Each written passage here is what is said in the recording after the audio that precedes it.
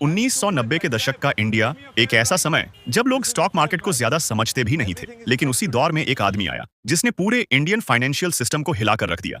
उसका नाम था हर्षद मेहता और लोग उसे कहते थे द बिग बुल। लेकिन आखिर एक मिडिल क्लास लड़का इंडिया का सबसे पावरफुल स्टॉक ब्रोकर कैसे बना और फिर उसका एम्पायर एक ही झटके में कैसे टूट गया? ये कहानी है राइज, पावर, ग्रीड और डाउनफॉल की। हर्षद मेहता का जन्म एक साधारण परिवार में हुआ था। पैसे ज्यादा नहीं थे, जिंदगी बिल्कुल आम थी, लेकिन हर्षद के सपने आम नहीं थे।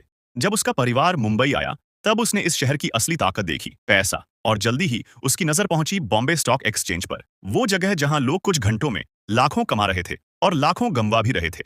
हर्षद ने छोटी छोटी जॉब्स की, लेकिन उसका फोकस सिर्फ एक चीज पर था, स्टॉक मार्केट। धीरे धीरे उसने ट्रेडिंग सीखना शुरू किया। वो मार्केट को बाकी लोगों से अलग तरीके से समझता था। उसका कॉन्फिडेंस, उसकी कैलकुलेशन और रिस्क लेने की आदत उसे दूसरों से अलग बनाती थी। कुछ ही सालों में हर्षद मेहता मार्केट का बड़ा नाम बन गया। लोग उसके बताए हुए शेयर्स खरीदने लगे। उस समय ऐसा कहा जाता था, अगर हर्षद किसी स्टॉक में पैसा लगा रहा है तो वो स्टॉक ऊपर जरूर जाएगा। और सच में ऐसा हो भी रहा था। एसीसी जैसे शेयर्स की कीमतें अचानक आसमान छूने लगीं। पूरा मार्केट शॉक में था। हर्षद अब सिर्फ ब्रोकर नहीं रहा था, वो स्टॉक मार्केट का सुपरस्टार बन चुका था।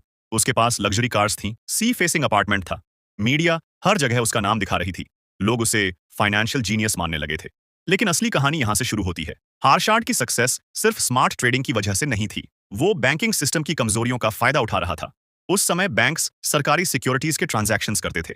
हर्षद ने इसी सिस्टम में लूप होल्स ढूंढ लिए, fake bank receipts, paper transactions और करोड़ों रुपए सीक्रेटली स्टॉक मार्केट में लगाए जाने लगे। इन पैसों से शेयर्स की कीमतें आर्टिफिशियली ऊपर जाती थीं। फिर लोग उन शेयर्स को देखकर और पैसा लगाते थे। मार्केट लगातार ऊपर जा रहा था और हर्षद का नाम और बड़ा होता जा रहा था। लेकिन हर स्कैम एक दिन सामने आता ही है। 1992 में जर्नलिस्ट सुचेता दलाल को हर्षद की लाइफस्टाइल पर शक हुआ। उन्होंने इन्वेस्टिगेशन शुरू की और फिर सामने आया इंडिया का सबसे बड़ा स्टॉक मार्केट स्कैम। जब ये न्यूज बाहर आई तो पूरा देश हिल गया। स्टॉक मार्केट क्रैश हो गया, लाखों इन्वेस्टर्स का पैसा डूब गया, बैंक्स को भारी नुकसान हुआ और जिस आदमी को लोग हीरो मानते थे वही अचानक विलन बन गया। हर्षद मेहता को अरेस्ट कर लिया गया।